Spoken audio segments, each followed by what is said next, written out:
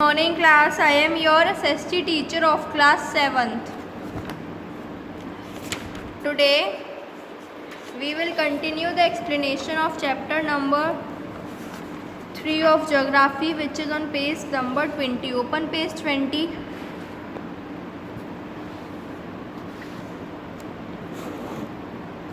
Now today we will start from ocean currents. So let's start. The influence exercised by warm and cold currents is limited to the adjoining areas and large depend upon the winds that blow over the currents. ये क्या है, एक exercise है विच exercise से मतलब है जब warm और कोल्ड करेंट्स हैं वो लिमिटेड होते हैं और एडजॉइनिंग जब एरिया से मिल जाते हैं तो किस पर डिपेंड करते हैं, विंड्स पे डिपेंड करते हैं जो कि करेंट्स के ऊपर फ्लो करती हैं. The winds flowing from sea to land, जो विंड सीड्स समुद्र से लैंड पे जा रही हैं, and passing over warm current, जो वार्म करंट पास कर रही हैं, tend to increase the temperature, से क्या होता है, इंक्रीज टेम्परेचर होता है. While passing over the cold, और जो ठंडी हवाएं जो लोअर करंट पे जा रही हैं उससे भी temperature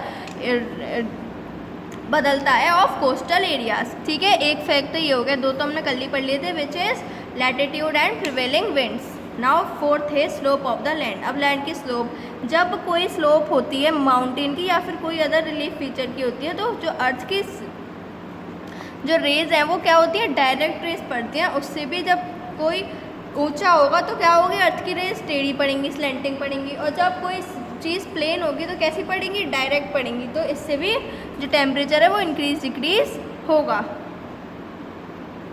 now measurement of temperature.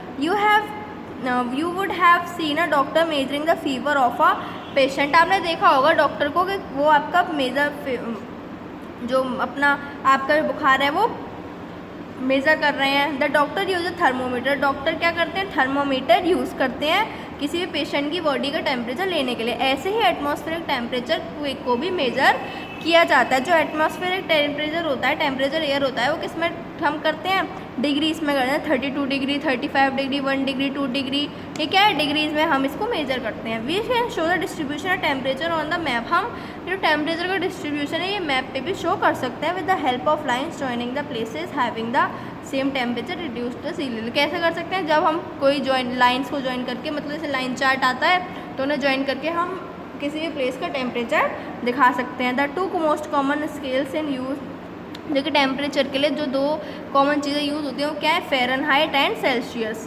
Fahrenheit क्या है, 1710 में किसने इन्वेंट किया था, डैनियल फ़ारेनहाइट ने, जो क्या है जर्मन फिजिसिस्ट थे. और दूसरी तरफ क्या हुआ, सेल्सियस किसने इन्वेंट किया, स्वेडिश एस्ट्रोनॉमर एंड एड्रयू, स्वेडिश के एस्ट्रोनॉमर थे विच इज़ एड्रयू सेल्सियस. कब किया था, 1792 में. इन आवर कंट्री, हम अपनी कंट्री में क्या यूज़ करते हैं, सेल्सियस यूज़ करते हैं.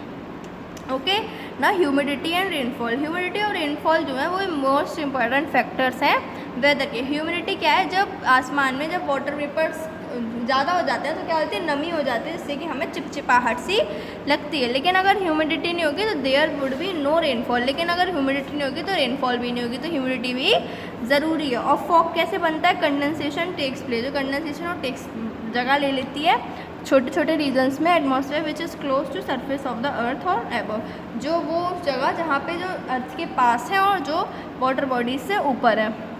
Now clear visibility is hampered due to fog. और हम जब फॉग में तो हम ढंग से देख नहीं पाते ना, क्योंकि वो धुंधला धुंधला हो जाता है. फॉग मतलब क्या है, कोहरा. नाउ साइक्लोन्स क्या है, cyclones are intense low pressure system. ये क्या है, लो प्रेशर सिस्टम है टुवर्ड्स विंड.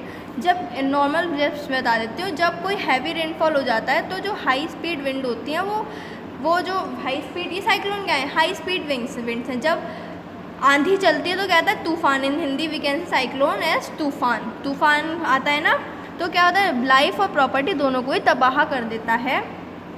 तो साइक्लोन्स को अलग अलग नेम से जाना जाता है. जैसे नॉर्थ अमेरिका में हरिकेन से जाना जाता है, वेस्ट इंडीज़ में टाइफून से जाना जाता है, चाइना और जापान में विली से ऑस्ट्रेलिया में जाना जाता है, स्टॉर्म से इंडिया में जाना चाहता है, सुमून. ये सब क्या है, साइक्लोन्स के अलग अलग नेम्स हैं. नाउ टोर्नेडोज विच ऑफन ब्लो. ये जो क्या है, मिसिसिपी में टोर्नेडोज ज़्यादातर आते हैं जो कि कितनी वेलोसिटी से होते हैं, 500 किलोमीटर पर आवर की वेलोसिटी से होते हैं। Now anti cyclones do not have move in any definite direction. जो एंटी साइक्लोन होते हैं उनका कोई डेफिनेट डायरेक्शन नहीं होता, वो कहीं भी मूव करते हैं। दे मूव वेरी स्लोली, धीरे धीरे स्लोली मूव करते हैं और ग्रेजुअली डिसअपियर, अचानक ही चले जाते हैं। ऐसे ही बहुत छोटी छोटी रेंज आती हैं, उन्हें क्या कहते हैं, एंटी साइक्लोन में उन्हें नाम दे देते हैं।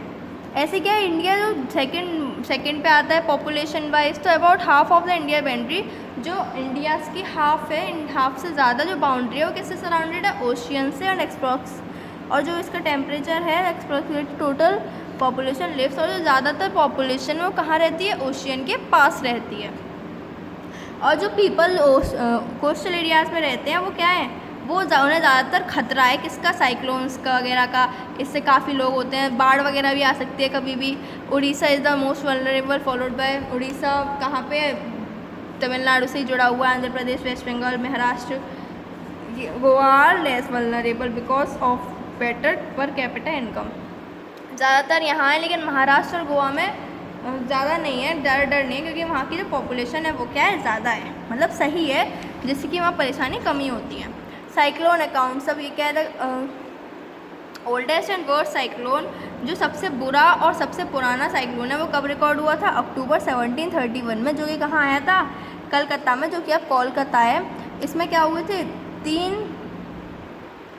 3 लाख लाइफ, जो 3 लाख लोग हैं वो ख़त्म हो गए थे, उन्हें अपनी जान गंवानी पड़ी।